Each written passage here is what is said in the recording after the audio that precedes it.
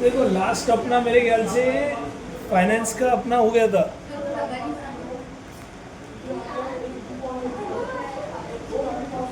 अपना देखो इधर इधर सी अपना लास्ट हुआ था मेरे ख्याल से ये वाला चार्ट प्रॉपर्टी फाइनेंस का। तो अपन ने प्रिंसिपल पर मंथ इंस्टॉलमेंट निकाले थे, फिर मैंने कल इंटरेस्ट पर मंथ इंस्टॉलमेंट निकाला और अपन ने ईएमआई लिए थे बराबर पीएमटी करके, ये सब निकाले थे अपन ने, समझा था ये? ठीक है। भूमि ईएमआई फिक्स रहती कि अलग हर महीने चेंज होती? और प्रिंसिपल पहले महीने कम रहता कि ज़्यादा रहता? और इंटरेस्ट पहले महीने ज़्यादा रहता है। ठीक है, तो ये अपना हो गया था, ये लिंकिंग प्रोजेक्ट भी हो गया है। अब अपन फाइनेंशियल में वापस आ रहे, हुए नहीं है। ठीक है, तो यहाँ पे फाइनेंशियल्स वाली ये वाली थी अपनी, तो कल अपन ने लास्ट मेरे ख्याल से पढ़ा था ये वाला इंटरेस्ट पर मंथ इंस्टॉलमेंट। अब अपन सीख रहे कंपाउंडिंग रेट ऑफ इंटरेस्ट कैसे निकालते, व्याज और व्याज। देखो ये एक सैंपल डेटा है अपना, ये जो डेटा है वो ऊपर वाले आंकड़ों से ही है ना, वो जो 1 करोड़ का था जो तुमने बोला था 9.5%, यही आंकड़ों का अपन ने हर महीने का प्रिंसिपल निकाला पर मंथ, और यही आंकड़ों का अपन इंटरेस्ट भी निकाला था पर मंथ। अभी भी अपन यहाँ मंथ चेंज करेंगे दोनों के भी, ऑटोमेटिक यहाँ पे मैंने एक एनालिसिस भी निकाल के दी थी, आपके प्रिंसिपल और इंटरेस्ट चेंज होंगे और ये हमारे कांस्टेंट रहने को ना, ऐसी था ना। तो अब मेरे को बताओ अपने को रेट ऑफ इंटरेस्ट कितना, रेट ऑफ इंटरेस्ट है साक्षी बरोबर। तो अभी अपने को 9.5% निकालना है, अज्यूम करो अपने को नहीं मालूम 9.5, लेकिन अपने को आंकड़े तो मालूम नहीं है। 1 करोड़ का अभी एग्जाम्पल अपन लोन ले रहे, और अपना एग्जाम्पल नंबर ऑफ पीरियड है 5 साल 5 ईयर्स, और अपन कुछ ईएमआई भरेंगे, ऊपर की ईएमआई उठा लेते अपन 2,10,000 जो है कंट्रोल सी, इसको मैंने यहाँ पे ऐसा वैल्यू बना के पेस्ट कर दिया अल्ट कंट्रोल भी। तो ये मेरी हर महीने की क्या रहेगी ईएमआई, इतना मेरा लोन अमाउंट है बराबर कि नहीं, और इतने साल लग रहे मेरे को लोन क्लियर करने को 5 साल। तो भाई मेरे को ये जानना है कि भाई क्या rate of interest compounding charge कर रहे मेरे ऊपर फाइनेंस कंपनी या बैंक जिनसे अपन लोन ले रहे बराबर कि नहीं। फॉर्मूले का नाम क्या आएगा कंपाउंडिंग रेट ऑफ इंटरेस्ट का, फॉर्मूले का नाम रहेगा रेट, क्या रहेगा रेट, अपन ले रहे equals to rate, number of period है। एक्सेल का बेस बता दीजिए फाइनेंशियल्स का, जो भी डब्बे पे रखोगे उसको पर मंथ ही समझ में आता। अगर आपका कुछ क्वार्टरली है हाफ ईयरली है वैसा आपको उसको समझाना पड़ेगा, वो बाय डिफॉल्ट क्या लेगा मंथली। तो अभी क्या करूँ मैं, एनपीआर श्रुति का हमारा ध्यान कहीं और, ठीक है, मतलब क्या लेंगे इधर लाजरी खाएंगे ना बरोबर 5 वाला सेल इंटू 12, फिर इसको लेके कॉमा पीएमटी कितना है पर मंथ इन्वेस्टमेंट अपना इंस्टॉलमेंट माइनस 2,10,000, ये ना 2,10,000 हर महीने का। फिर वो पूछ रहा लोन अमाउंट कितना है, यहाँ माइनस नहीं भी डाले तो चलता, 1 करोड़, 1 करोड़ का लोन है अपना। फिर वो आपको पूछ रहा कि फ्यूचर कुछ नहीं है, फिर वो आपको पूछ रहा महीने के एंड की बिगनिंग, ऊपर सब एनालिसिस टाइप के लिए एंड, यहाँ भी एंड। तो आपको देखो कुछ तो भी 1% आ रहा, और अपना तो 9.5% था बराबर कि नहीं। तो कंट्रोल 1 करना है इसको, और पहले यहाँ पे परसेंटेज में आके 2 डेसिमल लगा दो, तो देखो 0.79 आ रहा। और ये थोड़ी अपने को तो 9.5 होना ना, ये जो बाय डिफॉल्ट निकालता आपको ना हर एक चीज़ मंथली निकालेगा। अगर आपका rate of interest per annum है तो आप पूरे फॉर्मूले को F2 करके इंटू 12 कर दो, साल भर का क्या रेट ऑफ इंटरेस्ट तो आपको निकाल देंगे बराबर कि नहीं। 9.5 के हिसाब से लिया भाई, तो सर अगर ये 9.5 आ रहा और आंसर तो सही बढ़ रहा जो भी 1 करोड़ के आंकड़े के हिसाब से जो अपन ने लिए हुए, तो अपन ने कल प्रॉपर्टी फाइनेंस भी किया था कि नहीं, यहाँ पे कभी भी अपन आंकड़ा चेंज करेंगे तो सब ईएमआई ये सब चेंज होना है कि नहीं, कि लिंक है ना वो सब। मैंने ऐसी कुछ और डाल दिया 13.5%, मेरा यहाँ पे interest change, EMI change, principal change बराबर कि। अब मेरे को ये चेक करना है 13.5%, तो ये आंकड़ों पे 13.5 निकलना चाहिए ना एग्जैक्टली। जब वो आंकड़े पे 9.5 निकल रहा था कंपाउंडिंग रेट ऑफ इंटरेस्ट, ये आंकड़े का भी आना चाहिए कि नहीं, क्या करेंगे, equals to rate, number of period कितना है सर, यहाँ कुछ अलग है, 15 साल बोला था सर इसने, इंटू 12 कर दो। ईएमटी कितना हर महीने भर रहे, तो सर माइनस ले लो आप, हर महीने कुछ ये भर रहे ईएमआई, ये लो, एक ही बात है।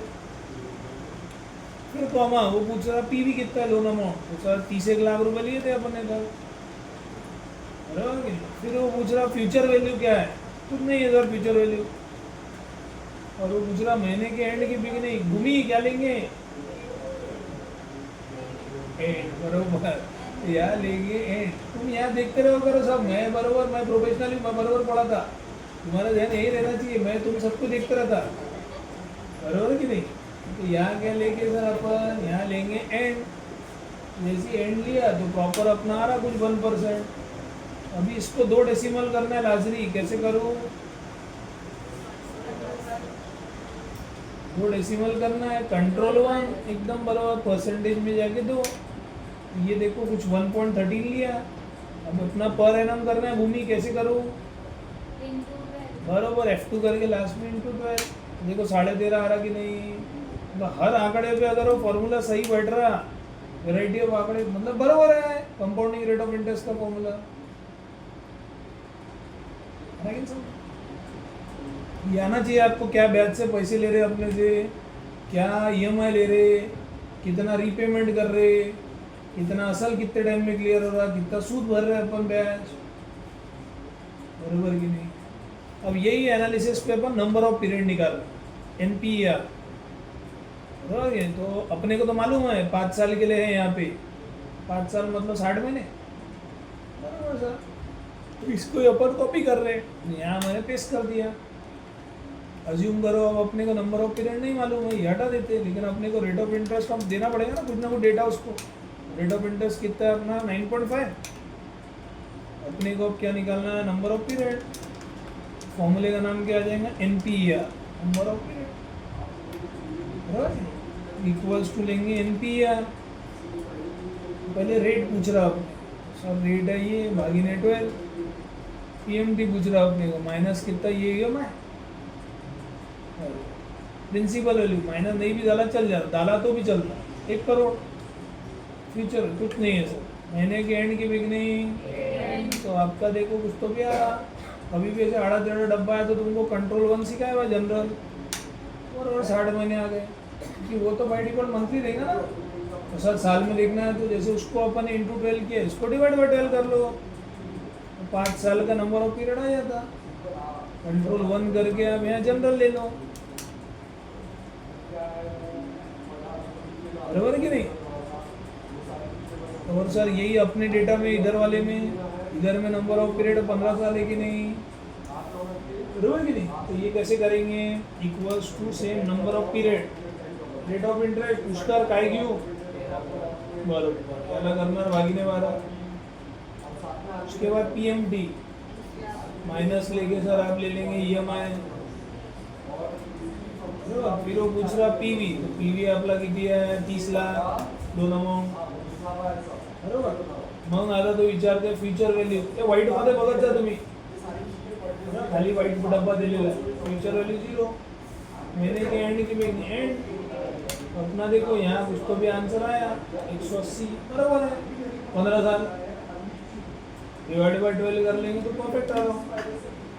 तो हर आंकड़े पे अगर ये फॉर्मूले सही बैठ रहे मतलब फॉर्मूले सही है, परफेक्ट है फॉर्मूले, समझ में, ये भी क्लियर हो गया। बराबर, अब अपन सीख रहे सबसे काम का फॉर्मूला। आधे से ज़्यादा एमबीए जो लोग हैं वो लोगों को जो पागल बनाते हैं वो यही फॉर्मूले से बनाते हैं, बिकॉज एमबीए मतलब they are the strategic person, they know how to sell. आपकी मार्केटिंग स्ट्रेटेजीज है, सेलिंग स्ट्रेटेजीज है, बहुत अच्छी रहती है, वो बेचते बहुत अच्छा आता है। Therefore they prefer companies MBA person, क्योंकि उनको समझता ना 10 प्रोडक्ट में हीरो प्रोडक्ट कौन सा है, क्या कैटेगराइज करना है, कैसे क्लासिफिकेशंस करना है, उनमें बहुत होशियार रहना भी चाहिए।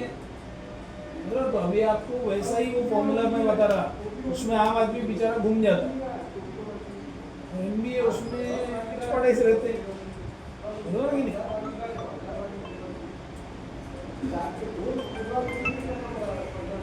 समझे कि नहीं? अभी अपन क्या ले रहे सर, फॉर्मूले का नाम है, फॉर्मूले का नाम मैं ले रहा, यहाँ पे अपन ले रहे which is called IRR, internal rate of return. ये फॉर्मूला आना ही आना चाहिए। एक्सेल सीखा, फाइनेंस सीखा, ये नहीं सीखा तो कुछ नहीं सीखा, बरोबर कि नहीं? तो मैं कुछ पैसा इन्वेस्ट कर रहा, बरोबर, अमाउंट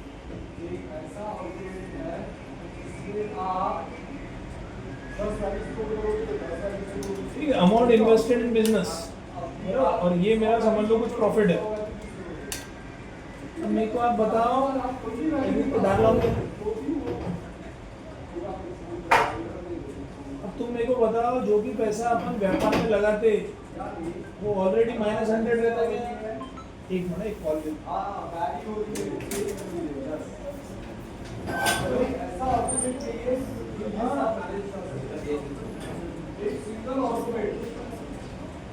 वो है आपका